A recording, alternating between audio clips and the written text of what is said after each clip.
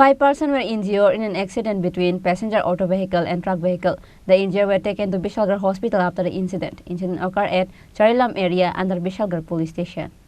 However, they were referred to Agartala GB Hospital as they were in a critical condition. The names of the injured were Tara Mia, Mithun Mia, Naru Mia, Supiya Khatun, and Bahar Mia.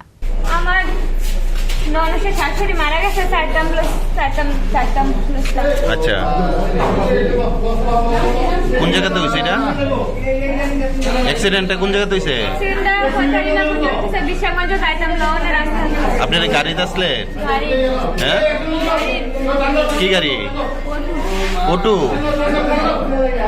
এসে fire service আর 100 ambulance মোটরগুলা একটা অ্যাক্সিডেন্টের একটা patient এলো accident হয়েছে চরিলাম বাজারে আর জানা গেছে যে মানে এরা একজন মৃতদেহ দেখতে গেছিল তো ফেরার পথে অ্যাক্সিডেন্ট হয়েছে একটা 9 চাকা গাড়ির সঙ্গে সংঘর্ষ হয়ে অ্যাক্সিডেন্ট হয়েছে অটোতে আসলো যারা আহত তারা আহত হলো 5 জন একই পরিবার এখানে আসলো হলো তারা মিয়া মিঠুন মিয়া নুরু মিয়া বাহার মিয়া আর সুফিয়া খাতুন।